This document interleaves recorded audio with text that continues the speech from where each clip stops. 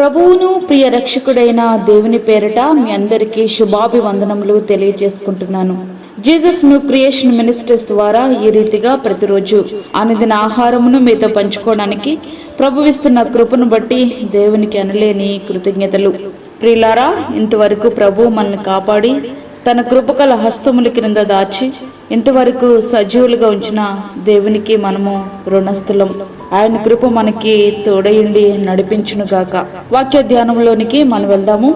యెషయా గ్రంథము 49వ అధ్యాయము 16వ వచనం. చూడుము, నా అరచేతుల మీదనే నిన్ను చెక్కి ఉన్నాను, నీ ప్రాకారములు నిత్యము నా ఎదుట ఉన్నవి. ఒక మనిషి చెక్కిన శిల్పమే ఇంత అద్భుతంగా ఉంటే, దేవుడే శిల్పిగా మారి నిన్నే ఆయన అరచేతుల్లో చెక్కుకుంటే అసలు అది ఊహకే అద్భుతంగా అనిపిస్తుంది కదూ. దేవుని చేతులలో చెక్కుకున్న వారిని ఎవరు చెరపగలరు? వ్రాసుకుంటే చెరిగిపోతుందని బహుశా ఆయన ఇనుప గంటముతో తన చేతుల్లో చెక్కుకున్నారేమో.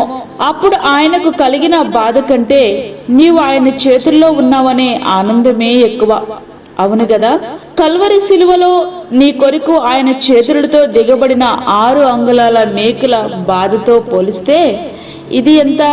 నీ పట్ల ఆయన ప్రణాళిక ఎంత శ్రేష్టమైనది, దేవుని కాపుదల కూడా ఎంత అద్భుతమైనది, నీ పట్ల ఆయన కలిగిన శ్రద్ధ ఎంత గొప్పది అని నీవెప్పుడైనా మనసు పెట్టి ఆలోచించావా?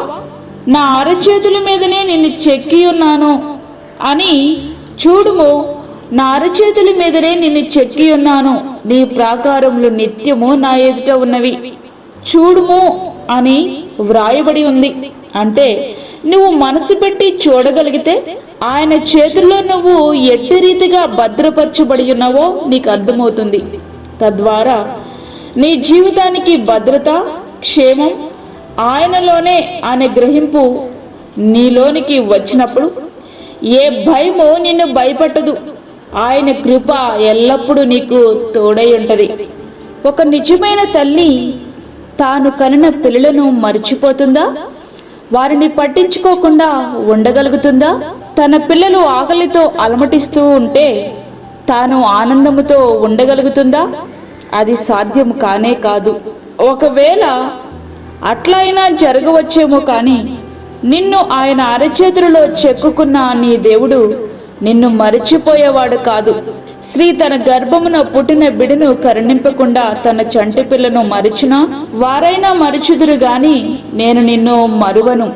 యెషయా గ్రంథము 49వ అధ్యాయము 15వ వచనం. ప్రియ స్నేహితుడా, వాక్యం వింటున్నటువంటి ప్రియ దేవుని బిడ్డ, నీకు అర్థం కావాల్సింది ఒక్కటే. జీవము గల దేవుడు తన చేతుల్లోనే చెక్కుకుని నేటికిని నిన్ను జీవింపచేయుచున్నారు. ఇది తలంపులకే ఎంతో అద్భుతముగా అనిపిస్తుంది కదూ.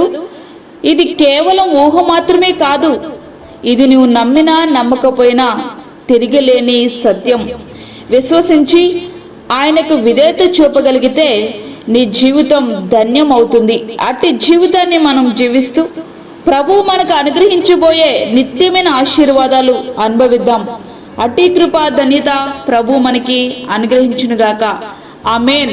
వాక్యమైన ప్రియ దేవుని బిడ్డలారా, ప్రార్థనలో ఏకీభవించండి. పరిశుద్ధుడైన తండ్రి, ప్రేమ గల యేసు ప్రభువా, శ్రేష్టమైన అమూల్యమైన మరి ఒక దినము మా జీవితంలో మీరు అనుగ్రహించారు. నీకు వందనాలు. ఈ దినమంతటి కొరకు మీరు మమ్మల్ని సిద్ధపరచండి ప్రభువా. ప్రతి విధమైన శోధన, కీడు, ప్రమాదము, తెగుల నుండి మీరు మమ్మల్ని తప్పించండి. బయటికి వెళ్తున్నప్పుడు, వస్తున్నప్పుడు నీ కాపుదల, నీ భద్రత, నీ కృప మాకు తోడుగా ఉంచండి ప్రభువా. తండ్రి, గర్భిణీ స్త్రీలను, చంటి బిడ్డలను, వృద్ధులను జ్ఞాపకము చేసుకోనండి. వారికి తగు కృపను సమృద్ధిగా దయచేయండి. గర్భఫలము లేని బిడ్డలకు గర్భఫలము దయచేయండి ప్రభువా. అనారోగ్యాలతో బాధపడుతున్న ఈ బిడ్డలకు నాయనా స్వస్థతను మీరు అనుగ్రహించండి. అదే విధంగా దూరదేశంలో ఉండి యొక్క వాక్యమును విని ప్రార్థనలో ఏకీభవిస్తున్న ప్రతి ఒక్క బిడ్డకు మీరు తోడుగొనండి. వారి మనసుల్లో ఏమైతే అనుకుంటున్నారో నీ చిత్తములో ప్రతిదీ జరిగినట్లుగా సహాయం చేయండి. అదే విధంగా ఈ దినమంతటికి కావలసిన నీ కృపను మాకు సమృద్ధిగా అనుగ్రహించి దిన కాపుదల మాకు దయచేయమని యేసు పరిశుద్ధ నామమున అడిగి వేడుకుంటున్నాము తండ్రి. ఆమేన్. ఈ యొక్క వర్తమానములు ప్రతి దినము పంపించబడతా ఉన్నాయి. ఈ యొక్క వర్తమానములు మీ బంధువులకు, మీ స్నేహితులకు షేర్ చేయండి.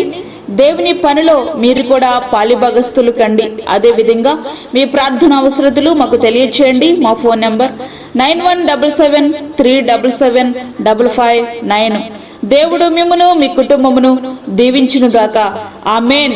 దేవుని సేవలో మీ సహోదరి అన్నామణి సాల్మన్.